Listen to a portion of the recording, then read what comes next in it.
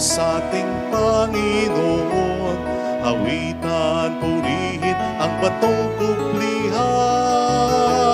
Ang Diyos siyang tanging lakas.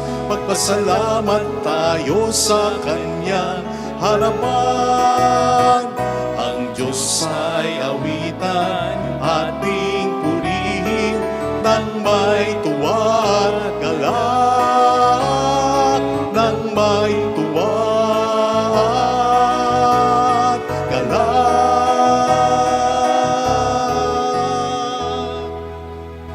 Sa ngalan ng Ama at ng Anak at ng Espiritu Santo. Amen. Sumainyo ang Panginoon. At sumaiyo rin. Ngayon po ay ginugunita ng ating inang simbahan ang obispo at martir na si San Josaphat. Hilingin po natin ang kanyang panalangin at matutunawa tayo sa kanyang halimbawa na iniwan niya sa atin. At upang tayo maging marapat, halina't magsisimula para sa ating mga kasalanan.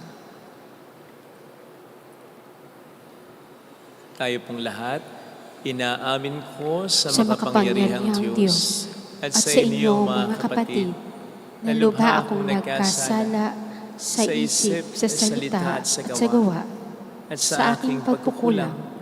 Kaya sinasamo ko sa mahal na Birheng Maria, sa lahat ng mga anghel at mga banal, at sa inyo mga kapatid, na ako'y panalangin sa Panginoong ating Diyos. Kaawaan tayo ng mapagmahal na Diyos, patawarin sa ating mga sala, at matubayan hanggang sa buhay na walang hanggan. Amen. Panginoon, kaawaan mo kami. Panginoon, kaawaan mo kami. Kristo, kaawaan mo kami. Kristo, kaawaan mo kami. Panginoon, kaawaan mo kami. Panginoon, kaawaan mo kami. Yumuko tayo. Maaaring ibulong sa Panginoon ang ating intensyon. Pagdasal natin ang mga tumutulong sa ating simbahan. Pagdasal natin ang mga may sakit. Manalangin tayo. Ama naming makapangyarihan, pukawin mo sa iyong sambayanan ng Espiritu na pumuspos kay San Josaphat upang mag-alay ng kanyang buhay para sa mga tupa. Pakundangan sa kanyang panalangin, kaming mga pinagtibay ng Espiritu ring ito ay huwag nawang mag-atubiling mag-alay ng buhay para sa kapwa. Sa pamamagitan ni Jesucristo, kasama ng Espiritu Santo, magpasa walang hanggan. Amen.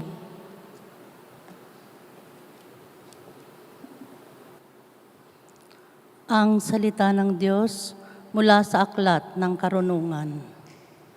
Mga hari, pakinggan ninyo ito at unawain.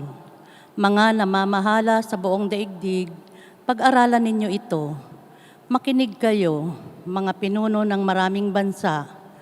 Kayo na ang ipinagmamalaki ay ang dami ng inyong mga nasasakupan. Ang pamamahala ninyo'y kaloob ng Panginoon at ang kapangyarihay mula sa kataas-taasan. Siya ang susuri ng inyong mga gawa at sisiyasat ng inyong mga panukala.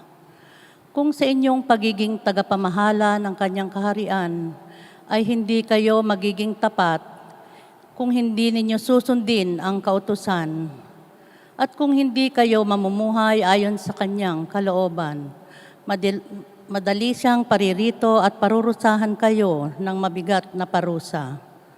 Walang katulad ang bigat ng parusang inilalaan niya sa mga namumuno at makapangyarihan. Ang mga aba ay kahahabagan at patatawarin, ngunit ang mga nasa kapangyarihan ay mahigpit na hahatulan. Ang Panginoon ng lahat ay hindi natatakot kanino man, gaano man siya kadakila. Siya ang may likha sa lahat, sa dakila at sa aba, kaya't pare-pareho lang ang tingin niya sa lahat. Ngunit mas mahigpit ang paghatol niya sa mga nasa kapangyarihan. Kaya mga hari, sinasabi ko sa inyo ang mga bagay na ito upang matuto kayo at nang hindi kayo magkamali.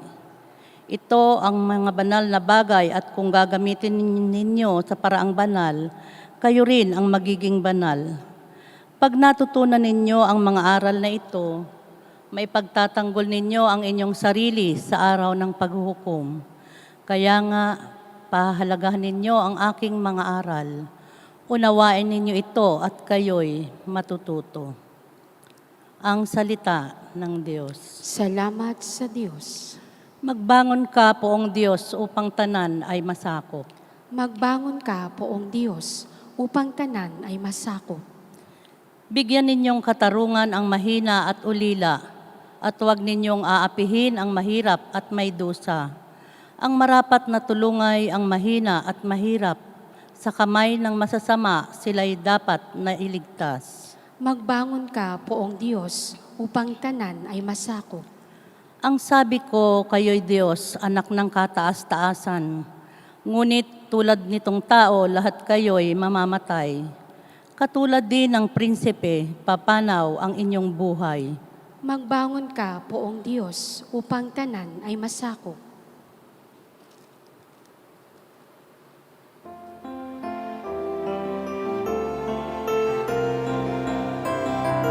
Hallelujah, Hallelujah, Hallelujah,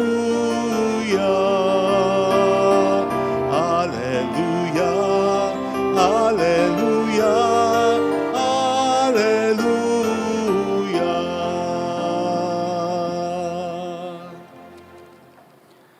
Sumayin niyo ang Panginoon. At sumaiyo rin. Ang mabuting balita ng Panginoon ayon kay San Lucas. Papuri sa iyo, Panginoon.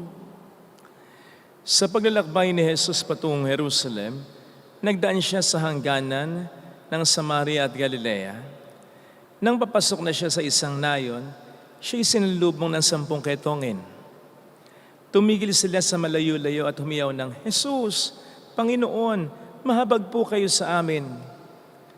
Nang makita sila ay sinabi niya, umayo kayo at pakita sa mga saserdote. At samantalang sila'y naglalakad, gumaling sila. Nang mapuna ng isa na siya'y magaling na, nagbalik siyang sumisigaw ng pagpupuri sa Diyos. Nagpatira pa siya sa paanan ni Jesus at nagpasalamat. Ang taong ito'y Samaritano. Hindi ba 10 ang gumaling? Tanong ni Jesus, nasaan ang siyam? Wala bang nagbalik at nagpuri sa Diyos kundi ang dayuhang ito? Sinabi sa kanya ni Jesus, tumindig at humayo sa iyong lakad, pinagaling ka dahil sa iyong pananalig. Mga kapatid, ang mabuting balita ng Panginoon. Pinupuri ka namin, Panginoong Hesukristo. Welcome sa Our Lady of Lazaret, Quasay Parish, kung saan ayos lang umiyak at samahan tayo ng mahal na ina sa pag-iyak sa pagdarasal sa kaniyang anak upang maging maayos ang lahat. Narinig po natin sa ating binasang Ebanghelyo ang pagkapagaling na ginawa ni Kristo sa 10 ketongin. At narinig po natin na inutusan niya ang mga itong magpakita sa mga saserdote. Ang tanong ay, bakit? Well, basically, ito po kasi ang protocol na ibinigay ng Diyos, particularly sa Book of Leviticus, chapter 13 verse 2 and chapter 14 verse 2, na nagsasabing ang mga pare, where's the authority? Silang may kapangyarihan na mag-diagnose, mag-confirm kung ang tao ngay may ketong. Sila rin ang may kapangyarihan para mag-isolate, magtaboy sa mga ito. But then sila rin ang may kapangyarihang magsabi na ito ngang ketongin na ito ay magaling na at pwede nang incorporate again sa kanilang komunidad. Sa madaling sabi, ang mga saserdote ang parang mga Department of Health dati. Okay. So nagpakita sa mga saserdote yung mga ketongin pinagaling ni Kristo. Alam po ninyo, sa mahabang panahon, hindi ko masyadong pinapansin ang detaling ito sapagkat naisip ko na ito naman talaga ay protocol. Until I realized, hindi naman mag-uutos si Jesus ng walang malalim na kahulugan eh. Besides, isipin po ninyo di naman din masyadong importante sana. Dahil kahit na hindi i-declare ng isang saserdote na ang isang dating may ketong ay magaling na, hindi naman ma-i-deny na siya ay magaling na, lalo pat wala nang makikitang pagkaagnas sa katawan niya. Di ba? On the other hand, baka maging kaduda-duda pa nga ang sasabihin ng isang saserdote na magaling ng isang may ketong kung may diferensya pa rin makikita sa kanya. At tulad ng halimbawang kaibigan ko na dati nagpa-layo po. Nang makita ko medyo mataba pa, umanda ng pagiging takles ako. Lalong-lalo na nang pinagyayabang niya, okay na daw, sexy na daw siya. Sabi nga daw ng doktor sa kanya, ang laki na ng binaba ng timbang niya. Alam niyo na itanong ko, nagpalayo po ka na niya? Yan na yan. Naku, ang tingin sa akin para kung gusto kong lamunin. But seriously, ang mas mahalaga kasing confirmation ay yung ebidensya. Kaysa sa confirmation ng kung sino mang iba. Di ba? Kaya para lang sa akin, hindi na ganong mahalaga na sila'y pakita pa sa saserdote. Pero ito'y inutos pa rin ng Panginoon sa kanila. More than this, na-realize ko rin, teka, kailan nga ba may gumaling sa ketong? Bagong eksenang ito sa Ebanghelyo na yung 10 ketong na ipinagaling ng Panginoon. Kasi kung titingnan po natin, pag-aaralan po natin ng Biblia, ang mababanggit lang ng mga personalidad na gumaling sa ketong, pinagaling ng Diyos, si Naaman at si Miriam. Yun lang. At ito'y nangyari sa Old Testament. Nangyari ang eksena sa Ebanghelyo, New Testament na. Okay? So, tingnan po niyo yung punto ko, yung picture na ang huling gumaling sa ketongin ay si Naaman at si Miriam, Old Testament. Tapos yung eksenang ito na sa Ebanghelyo, mga ketong na pinaguling ni Kristo. Ang pagitan po ng Old Testament at New Testament ay mayroong higit 400 years. Ganon katagal na walang gumagaling sa ketong. Sapagkat wala naman talagang gagaling sa ketong malibang pagalingin sila ng Diyos, ang ating Panginoon. Kaya naisip ko lang din, napakahalaga ng sinabi nito ni Jesus sa mga ketong kanyang pinagaling. Dahil gusto niya malamang na maniwala sa kanyang iba. Lalong-lalo na yung mga kontra sa kanya. Di ba? Ang mga saserdote, ang isa sa mga numero 1 kontra sa kanya. And so imagine yung reaksyon ng mga saserdote nang ang 10 ketongin na ito ay nagpunta sa kanila para pasuri at pa-declare na magaling na. Malamang, hindi alam ng mga saserdoteng ito ang kanilang gagawin. Na paano bang, teka, ano nga ba yung protocol? Ano nga ba yung gagawin ko? Ano nga ba yung sasabihin ko? Paano nga bang pag-usuri ang gagawin ko sa inyo? Paano nga bang pag-declare? Ano nga bang ritual ang gagawin ko? Kasi nga, hindi sila sanay. Wala namang kaso ng may ketong na gumaling Wala silang na-encounter na gano'n for many years. And sa palagay ko, they have never imagined that in their lifetime, they would encounter such a thing. But more than that reaction, na sa palagay ko naramdaman ng mga saserdote noon, yung reaction na, teka, papaano at bakit nga ba kayo gumaling? Siyempre sasabihin ng mga pinagaling, dahil kay Jesus, siyang nagpagaling sa amin. And so I'd like to imagine, ano kaya ang mas naging reaction pa ng mga saserdoteng ito? Hindi lang pagkataranta dahil hindi nila alam kung ano ang kanilang gagawin, kundi pananampalataya sana, pagtitiwala sana, belief sana na si Jesus ay Diyos ngang talaga. So what's my point? Isa sa mga pinupunto ng ating mabuting balita sa araw na ito, mga kapatid, ay yung katotohanan, yung mga blessings na ibinibigay ng Panginoon sa atin, lalong-lalo na yung mga matitinding blessings, mga bonggang blessings, katulad ng pagkaahon sa naghihingalo ng kabuhayan, paggaling sa napaka-malubhang karamdaman, pagka-solve ng matinding problema ng pamilya, pagkasalba sa seryosong kapahamakan, etc. Lahat ng ito ay meant not just for us to believe in God, to believe in His power, to believe in His love. Ito rin ay meant para sa iba upang maniwala sila na ang Diyos ay makapangyarihan at mapagmahal pa rin talaga.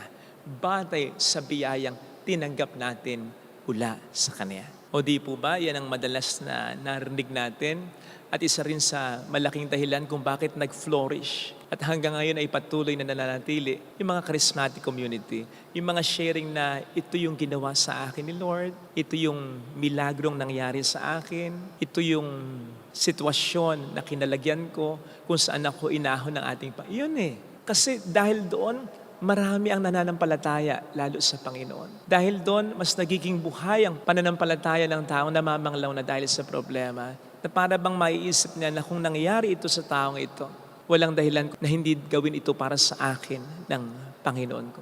Mga kapatid, hindi natin kinakailangan mag-witnessing sa mga Christian communities para dito. Sa mga pinagtatrabahuhan natin, sa mga lugar na kinaroroonan natin, lalo na sa tahanan natin. May mga tao dyan na nawawalan ng pag-asa. May mga tao dyan na nanghihinang pananampalataya sa Diyos. Sana in one way or another, makapag-share tayo sa kanila ng kadakilaan ng Diyos at pagmamahal niyang naramdaman natin sa ating buhay upang in a way, encourage natin sila. Sapagkat sigurado ko na marami ding mga pagkakataon na ano man ang pinagdaraanan nila, mas matindi ang mga pinagdaanan natin sa kanila. Ang tanong ay, ito po ba ay nagawa na natin? Baka hindi pa. O ang tanong ay, kailan yung huli? Baka matagal na. Baka natatabunan na rin ng iba natin na mga problema. Kung kaya't ang pananampalataya natin sa Diyos ay parang namamanglaw na rin tulad ng pananampalataya ng iba. Brothers and sisters, I understand na hindi naman araw-araw nakakakuha tayo sa Panginoon yung bonggang-bonggang milagro. Although araw-araw, yung buhay pa lang natin ay may kukonsider ng isang bonggang milagro. Pero kung ang iniisip natin mga bonggang milagro na worth mentioning sa ibang tao para mapalakas ang loob nila, ay yung katulad ng mga milagrong sinabi ko kanina, sa palagay ko naman kahit hindi araw-araw tayo nakakatanggap ng mga ganong klase ng milagro, ay hindi naman naaabot sa daang taon yung pagitan na ito'y naranasan natin noon at yung sitwasyon natin ngayon. I mean, siguradong marirecall natin yun. Siguradong marirecall natin yung mga pambihirang ginawa para sa atin ng Panginoon. Yun ang i-share natin sa iba. Yun ang patunayan, panindigan natin sa kanila. Nagpapasalamat po ako sa Diyos sapagkat nagagamit niya ang ilang mga sermon ko para inspire kayo, para iparamdam sa inyo na ang Diyos ay mapagmahal, maawain, at makapangyarihan, mabuti sa lahat. Pero pakatandaan po natin yung sinasabi sa atin ni San Pablo sa 2 Corinthians 3:2-3. Ang sabi doon ay tayong lahat ay mga sulat, mga letters ng Diyos. Pero hindi tayo gawa sa tinta sapagkat tayo ay sinulat ng Diyos hindi sa tapyas ng bato, kundi isinulat tayo ng buhay na Diyos sa puso ng bawat tao. Sa madaling salita, tayo ay pupwedeng paghugutan ng pag-asa ng ibang tao, lalo ba't hindi natin buburahin sa ating alaala ang mga sinulat na milagro ng Diyos sa buhay natin. Nawa ito ipabasa natin sa iba. Nawa ito ay maibahagi natin sa iba. Patuloy po nawa nating ipaunawa sa bawat isa na buhay ang Diyos at siya ay patuloy na kumikilos. Ang buhay natin therefore ay maging buhay na pasasalamat sa kagandahang loob sa atin ng buhay na Diyos. Maisabuhay nawa po sana natin ang sinasabi sa Salmo na I will forever proclaim the love of the Lord. Amen. Lagay natin ang ating kanang kamay sa tapat ng ating puso.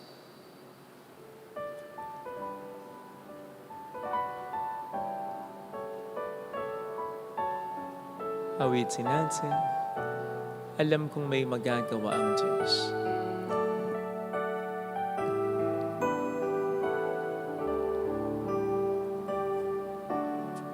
Alam kong may magagawa ang Diyos. Alam kong may magagawa ang Diyos. Alam kong may magagawa Walang imposible sa Kanya. ang Diyos. Kung ako'y magtatapat, Kung ako'y magtatapat sa Kanya ay maglilingkod. sa Kanya'y maglilingkod. Alam kong may magagawa ang Diyos. May magagawa ang Diyos. Alam kong diringhin ng Diyos ang samo Alam kong di sapagkat anak niya ako. ng Diyos ang samo ko. Alam kong diringhin ng Diyos ang samo ko. Alam kong diringgin ng Diyos ang samo ko.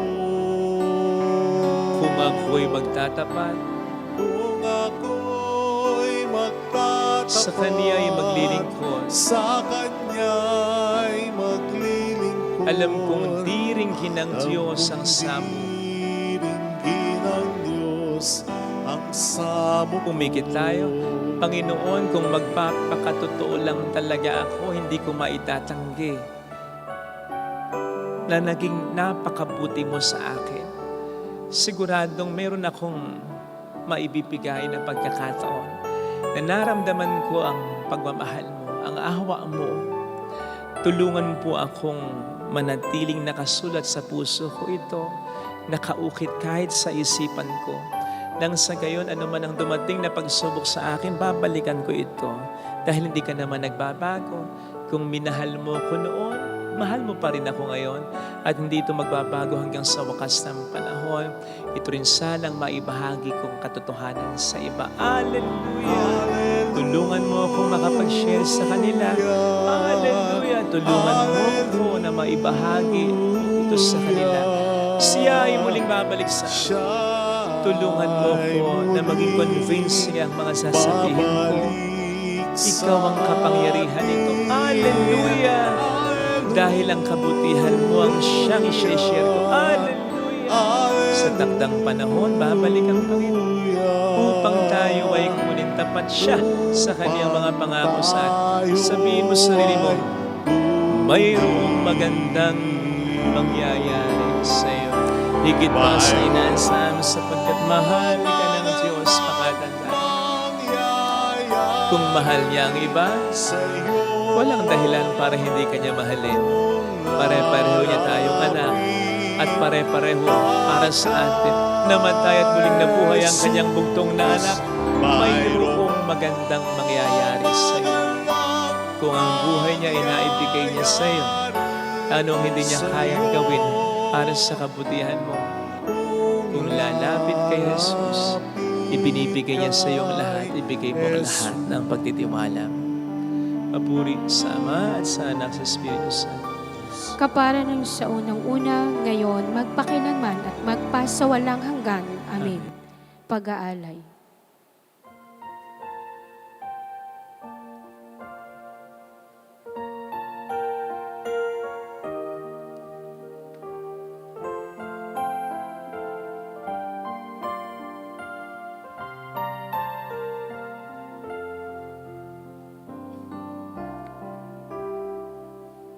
Handa ng alay ay narito po.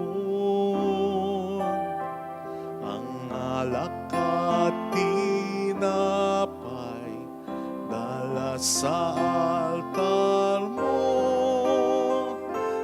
Nga'y magiging tunay, dugo mo't katawan. Aming tatanggapin ngayon, magbibigay buhay. Paghahanda ng alay, ngayon ay sisimlan. Ang alak at tinapay ay bebendisyonan. Anyo'y magiging tunay, dugo mo't katawan. Ito'y aming tatanggapin sa pakikinabang.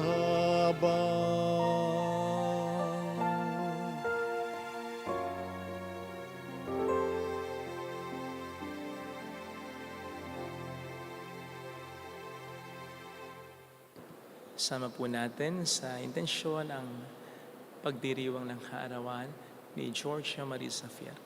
Manalangin tayo pang ating handog ay maging kalugod-lugod sa Diyos Amang makapangyarihan.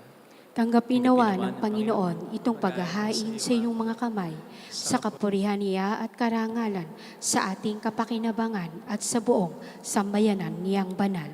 Ama naming lumikha, ang mga alay na ito ay gawin mong mapuspos ng iyong pagkapala at kami gawin mong matikib ng pananampalatayang di magigitla na pinaninindigan sa pagdanak ng dugo ni San Josaphat sa pamamagitan ni Jesucristo, kasama ang Espiritu Santo magpasa walang hanggan. Amen. Sumainyo ang Panginoon. At sumaiyo rin. Itaas sa Diyos ang inyong puso at diwa. Itinaas na namin sa Panginoon. Pasalamatan ang Panginoong ating Diyos. Marapat na siya ay pasalamatan. Ama naming makapangyarihan, tunay nga pong marapat na ikaw ay aming pasalamatan sa pamamagitan ni Jesucristo na aming Panginoon.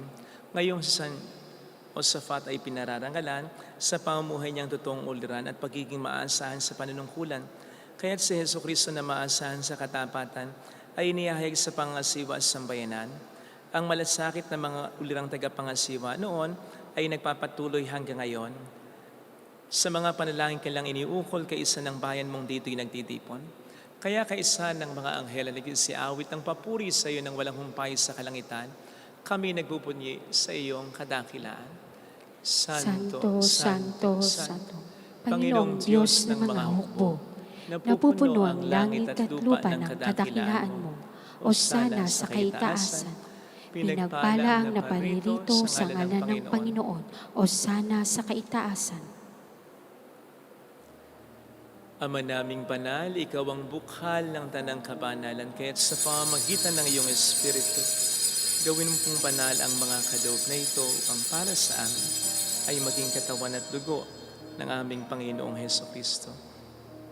Bago niya pinagtiis ang kusang loob na maging handog, ginawa kaniya ang tinapay, pinasalamatan kaniya, pinaghati-hati niya iyon, niabot sa kaniyang mga alagad at sinabi, "Tanggapin ninyong lahat ito at kanin. Ito ang aking katawan na ihahandog para sa inyo."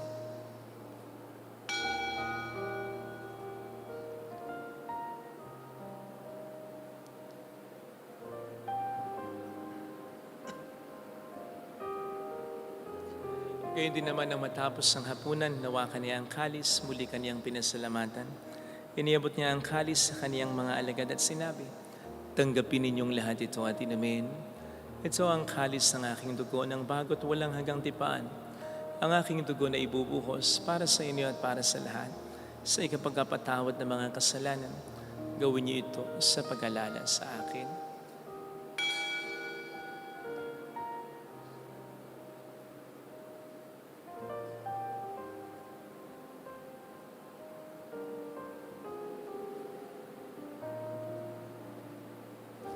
Ipagbunyi natin ang misteryo ng ating pananampalataya.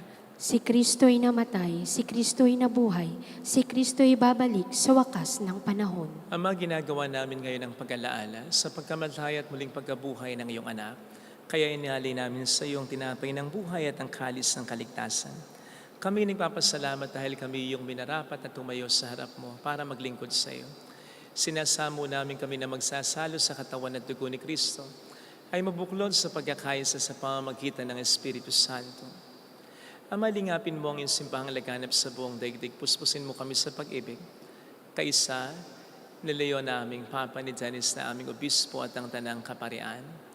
Alalahanin mo mga kapatid naming nahimlay nang may pag-asang sila'y muling mabubuhay, lalo ng aming mga ipagdarasan. Saglit natin ipagdasal ang ating mga kakilala, minamahal na yumaw. Gayon din ang mga walang nakakaalala. Kaawaan mo sila at patuloyin sa iyong kaliwanagan. Kaawaan mo at pagkintapatan kaming lahat na makasalo sa iyong buhay na walang wakas. Kaisa ang mahal na Birhen ng Lazaret, ang ina ng Diyos. Isanuse ang kabiyak ng kanyang puso lahat ng mga banal na namuhay dito sa daigdig ng kalugod-lugod sa iyo. Mga ipagdiwang nawa namin ang pagupuri sa ikararangal mo sa pamamagitan ng iyong anak na aming Panginoong Jesucristo. Sa pamamagitan ni Kristo, kasama niya at sa Kanya, ang lahat ng parangal papuri ay sa iyo, Diyos amang makapangyarihan, kasama ang Espiritu Santo, magpasawalang hanggan.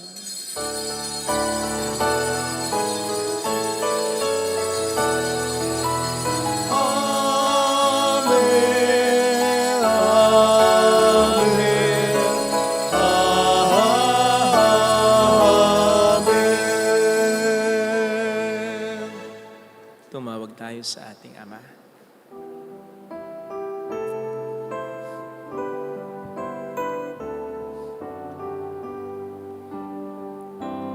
Ama namin, sumasalangit ka, sambahin ang ngalan mo, mapasa amin ang kaharian mo, sundin ang loob mo, dito sa lupa para lang sa langit. Bigyan mo kami ngayon ng aming kakanin sa araw-araw. At patawarin mo kami sa aming mga sala, para na pagpapatawad namin sa nagkakasala sa amin. At huwag mo kaming ipaintulot sa duso, at ihadya mo kami sa lahat ng masama. Iniling namin kami adya sa lahat ng masama, pagkalooban ng kapayapaan araw-araw. Iligtas sa kasalanan, samantalang aming pinaghahandaan ang dakilang araw ng pagpapahayag ng tagapagligtas naming si Heso Kristo. Sapagkat iyo ang kaharian, ang kapangyarihan at ang kapurihan magpakailanman. Amen. Panginoong Heso Kristo, sinabi mo noon, sinasabi mo rin sa amin ngayon, kapayapaan ang iniiwan ko sa inyo, aking kapayapaan ang binibigay ko. Tunghayin mo ang aming pananampalataya, huwag ang aming pagkakasala. Pagkalooban mo kami ng kapayapaan at pagkakaisa sa iyong kalooban, kasama ng Espiritu Santo magpasa walang hanggan. Amen. Ang kapayapaan ng Panginoon ay sumainyo nawang lahat. At sumaiyo rin. Magbigayan tayo ng kapayapaan sa isa't isa. Kapayapaan po. Peace be with you. Kordero ng Diyos na nag-aalis ng Mga kasalanan ng sanlibutan, maawa ka sa amin. Kordero ng Diyos na nag-aalis ng mga kasalanan ng sanlibutan, maawa ka sa amin. Kordero ng Diyos na nag-aalis ng mga kasalanan ng sanlibutan, ipagkaloob mo sa amin ang kapayapaan. Narito sa harap natin ang Panginoon ng ating buhay at kaligtasan. Mapalad tayong inaanyayahan. Panginoon, hindi ako karapat-dapat na magpatuloy sa iyo, ngunit sa isang salita mo lamang ay gagaling na ako.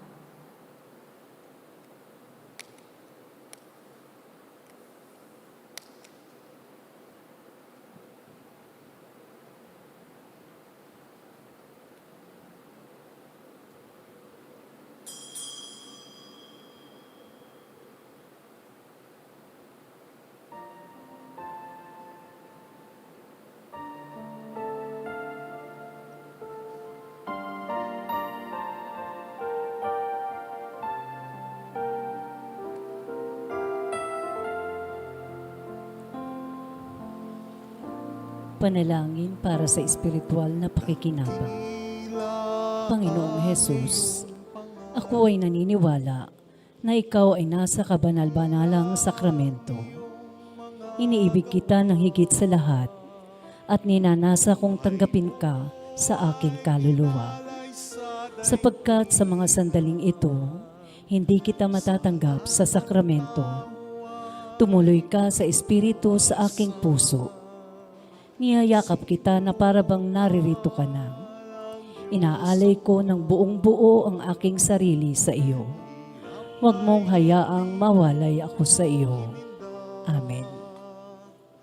Ang tuwid na landas ay inihanda, pag-asa ay iyong ipinunlat, O Kristo.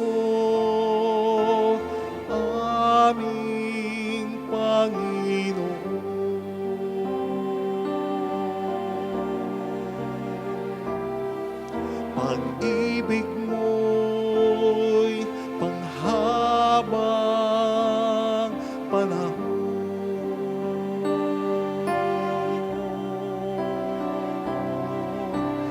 Hari kang laging tumutugon, hari kang panghabang panahon. O Kristo, aming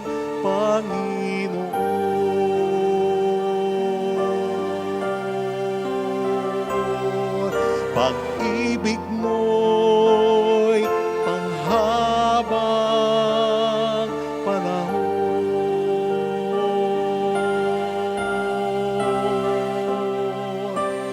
Hari kang laging tumutugon, hari kang panghabang panahon.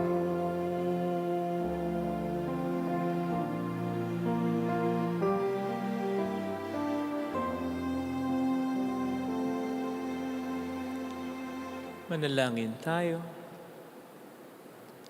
Ama naming mapagmahal, ang banal na pakikinabang na ito ay magdulot nawa sa amin ng espiritu ng katatagan at kapayapaan upang ayon sa halimbawa ni San Josaphat, kami ay kusang maglaan ng aming buhay sa ikararangal at kapagkakaisa ng iyong sambayanan sa pamamagitan ni Heso Kristo, kasama ng Espiritu Santo magpa sa walang hanggan. Amen. Holy God, Holy Mighty One, Holy Immortal One. Have mercy on us and on the whole world. Holy God, Holy Mighty One, Holy Immortal One. Have mercy on us and on the whole world. Holy God, Holy Mighty One, Holy Immortal One. Have mercy on us and on the whole world. Jesus, King of Mercy, We trust in you. alalahanin, Alalahanin, o mahal na Birhen ng Lasalet, ina ng pag-asa, ikaw ang nagpapaalala sa aming magbalik loob sa Ama.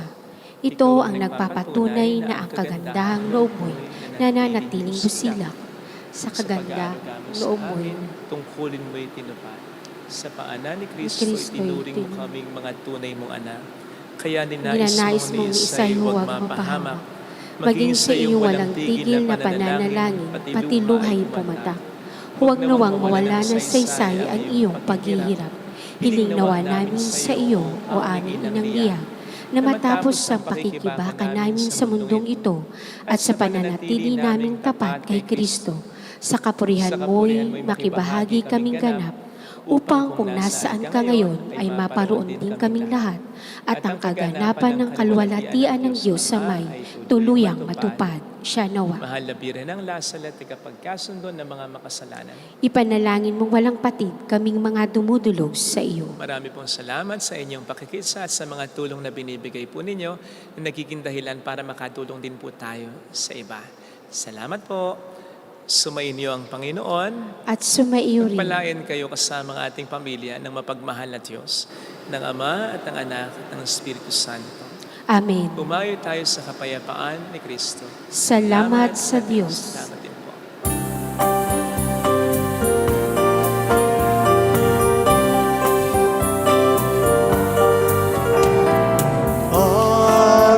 Aming inialay ang pag-ibig na walang kapantay. O kay sarap mabuhay kung may nagmamahal, pagmamahal na tunay at laging dalisay. Ang Birhen kong umibig ay walang sintamis, pagsintang sa kalinis sa iyo hanggang langit. O Birhen, Birheng mahal, sa awit at sa dasal